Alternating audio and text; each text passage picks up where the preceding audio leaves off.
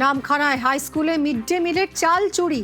অভিযোগ 15 কুইন্টাল চাল পাচারের চেষ্টা হচ্ছিল। টের পেয়ে ভ্যান আটকে দেন গ্রামবাসীরা, হাতে নাতে একজনকে ধরে ফেলেন স্থানীয়রা। বিশ্বজিতের সঙ্গে কথা বলবো। বিশ্বজিৎ, কিভাবে ধরা পড়লো এই চাল পাচারকারী? কোথায় নিয়ে যাচ্ছিল মিড ডে মিলের চাল?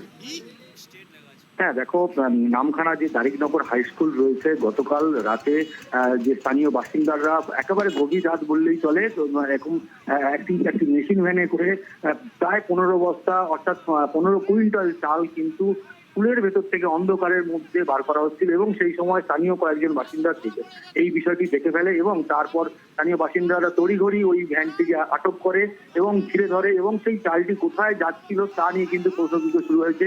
এবং গ্রামবাসীদের যেটা দাবি, যদিও চাল যদি কোথাও যায়, একদম স্কুলের যে মিড ডে মিলের চাল, সেই চাল রাতের অন্ধকারে কেন বের হবে, কেন কোনো রেশন ডিলারকে সেই চাল পাচার করা হচ্ছিল বলে এমনটাই কিন্তু অভিযোগ উঠে আসছে।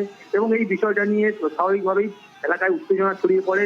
নামখানা থানার পুলিশ ঘটনাস্থলে যায় এবং পরিস্থিতি নিয়ন্ত্রণে আনে এবং রাতেই ওই যে ভ্যান চালক রয়েছে সেই ভ্যান চালককে কিন্তু আটক করেছে। এবং আজকে কিন্তু স্কুল কর্তৃপক্ষ এবং যে রেশন ডিলারের কাছে এই চালটি যাচ্ছিল, দুপক্ষকে ডাকা হয়েছে এবং দুজনের সঙ্গে বসা প্রশাসন কথা বলবে যে এই যে চাল কোথায় যাচ্ছিল, কেন যাচ্ছিল। অনেক ধন্যবাদ। কি বলছে?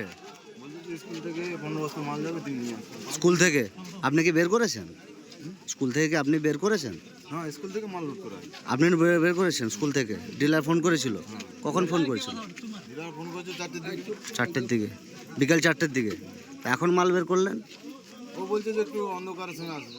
অন্ধকার হয়ে যাবে। কি ডিলারের নাম কি? ডিলার নাম দুর্গা মাগো, তার জামাই দেখাশোনা করে তপন গিরি।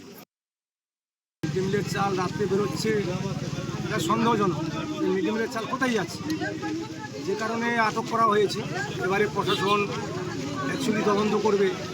আমরা চাই উপযুক্ত তদন্ত করে যারা দোষী তাদের শাস্তি হোক। তাদের স্কুলের মাস্টার থেকে শুরু করে যেখানে যারা পাচারে যুক্ত তাদের সবাইকে তাদের আইনত ব্যবস্থা নিচ্ছে, এটা এখন দাবি করছি।